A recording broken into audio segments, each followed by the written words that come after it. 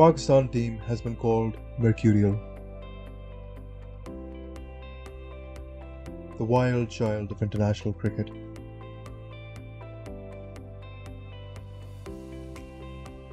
Down 1 minute, up the next. Pakistan win! Incredible stuff!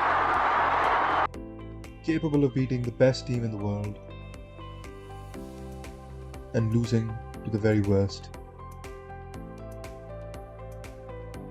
In fact, the only thing consistent about Pakistan cricket has been its inconsistency.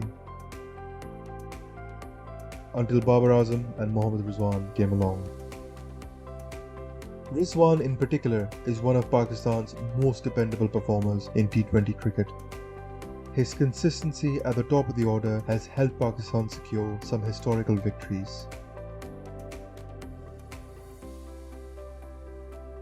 Helped him rise to the top of the ICC T20 international rankings and become the ICC Men's T20 International Cricketer of the Year for 2021 after scoring 1,326 runs in 29 T20 internationals at an average of 73.66 and a strike rate of 134.89. But the question is, does this consistency come at the expense of his strike rate?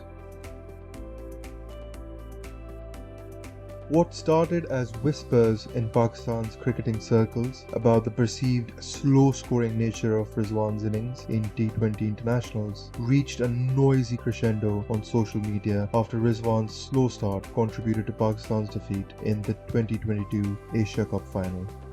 So, is Rizwan too slow for T20 cricket? The recently concluded Asia Cup 2022 exposed a couple of shortcomings in Rizwan's overall game.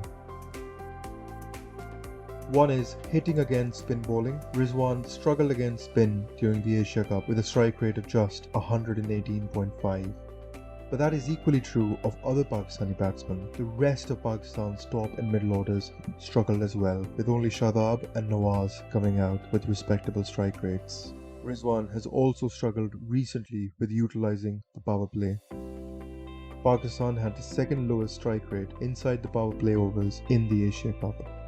Batting style of Mohammad Rizwan in T20 international power plays is wholly different from, say, that of Rahmanullah Gurbaz or Rohit Sharma. Critics point out that Rizwan's low strike rate during his stay on the crease puts enormous pressure on the middle and lower order.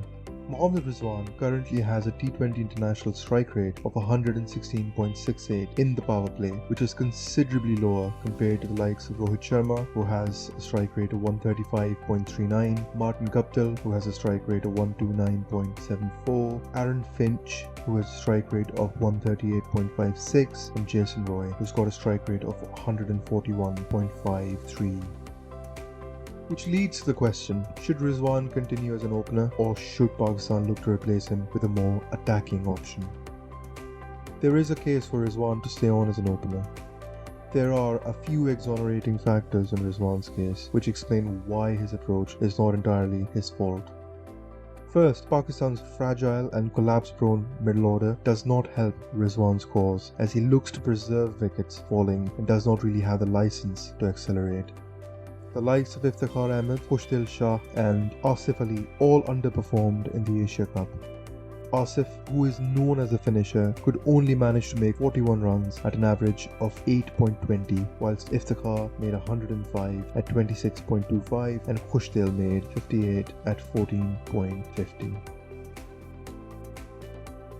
Can Rizwan really be blamed for not trusting his middle order?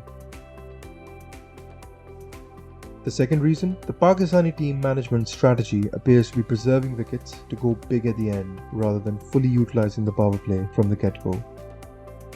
Given that this is the strategy handed down from the management, one can hardly blame Rizwan for following it. The strategy appears to be flawed in the new age of playing fearless cricket. Whilst it may be argued that Rizwan enables Pakistan to have wickets in hand at the end, having wickets is arguably less important in T20 cricket than having spare balls. Things may go downhill quickly if a middle order batter comes in late and must attack from the very first ball. For example, in the Asia Cup final, whilst chasing a target of 170, Rizwan had a strike rate of just 72.72 in the power play. Making 55 off 49 balls before getting out, Rizwan just left too much for the rest of the team to do. Given that Rizwan is more dependable than Babar in the anchor role, perhaps a more attacking batsman than Babar, say Fakhar Zaman, should open with Rizwan. That would appear to give Pakistan the best of both worlds. Reliable Rizwan scoring at a reasonable rate alongside an opener who could fully utilise the power play. Even if a couple of quick wickets fall within the power play, Rizwan can hold up one end to ensure that the Pakistan batting lineup does not collapse like a house of cards. Tweaking some of the things mentioned in this video can help enhance Rizwan's game even further, and it would not be advisable for Pakistan to cut loose a hugely prolific batsman in Mohammad Rizwan at this stage.